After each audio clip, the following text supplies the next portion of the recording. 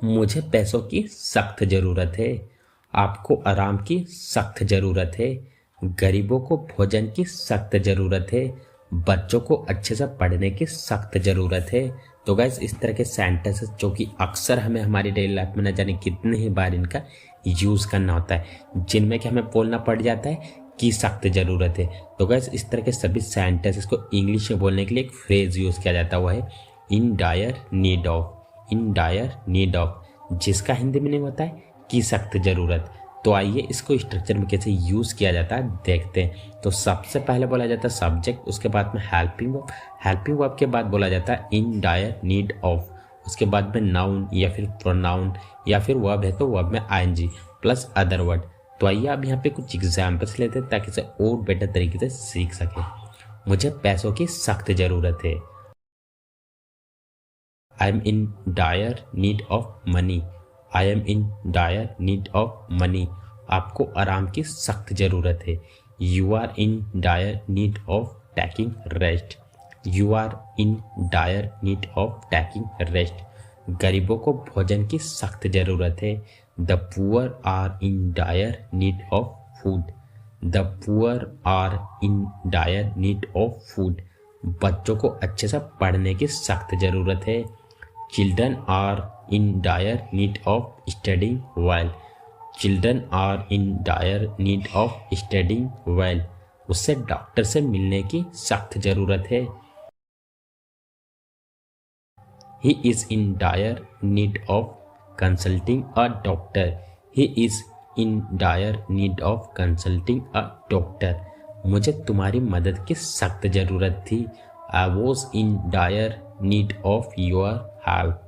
I was in dire need of your help. तो guys से ज़्यादा मत खाओ, वह हद से ज़्यादा बोल रहा था इसलिए मैं वहाँ से आ गया। वह उससे हद से ज़्यादा प्यार करती थी। गाइस इस तरह के सेंटेंसेस बोलने के लिए कौन से स्ट्रक्चर का यूज़ किया जाता है, चलिए देखते हैं। गाइस इस तरह के सेंटेंस को इंग्लिश में बोलने के लिए जिस स्ट्रक्चर का यूज़ किया जाता है वह है मोर देन इनफ, जिसका हिंदी में मतलब होता है हद से ज़्यादा या फिर ज़रूरत से ज़्यादा। दोनों का एक ही सेंस होता है, बस कहने का फ़र्क होता है। तो चलिए इसको यूज़ करने का कंप्लीट रूल जान लेते हैं। सबसे पहले लिखेंगे कंप्लीट सेंटेंस, जो कि किसी भी टेंस में हो सकता है, या आपके ऊपर डिपेंड करता है कि आपको कहना क्या है। फिर उसके बाद लिखेंगे मोर देन इनफ। तो चलिए गाइस यहाँ पे कुछ एग्जाम्पल्स ले लेते हैं ताकि इसे और बेहतर तरीके से सीख सके। वह उसे हद से ज़्यादा प्यार किया करता था, या फिर वह उसे ज़रूरत से ज़्यादा प्यार किया करता था। He used to love her more than enough. हद से ज़्यादा मत खाओ, या फिर ज़रूरत से ज़्यादा मत खाओ।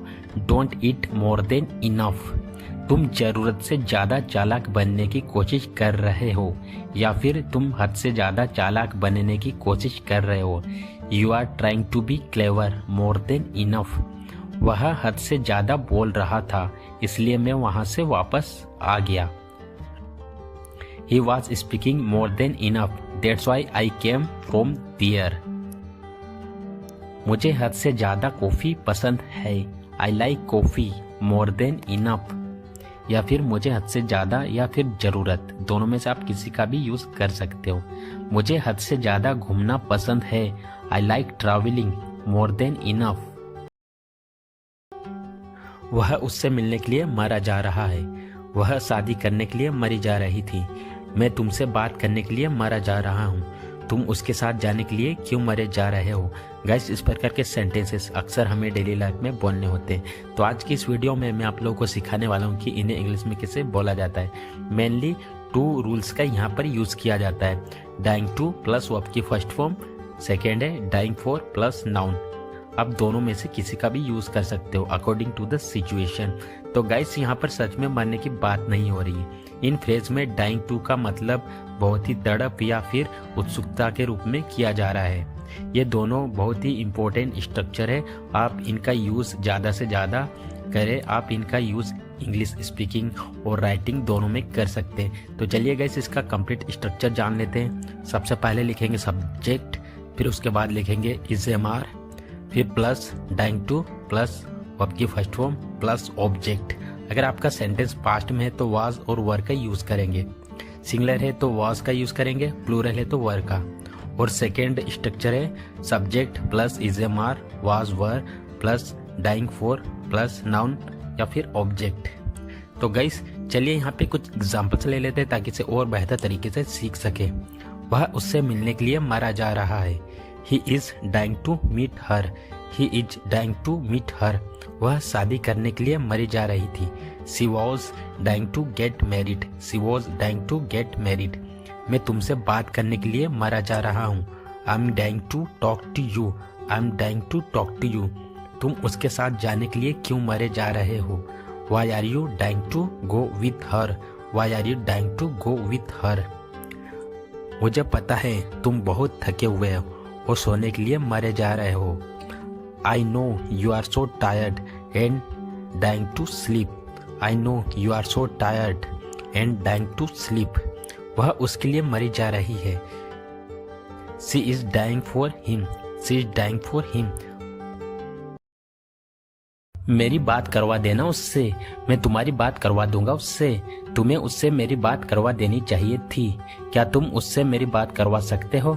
गाइस जब इस तरह के सेंटेंसेस को इंग्लिश में बोलने की बात आती है तो काफ़ी लोग कंफ्यूज हो जाते हैं।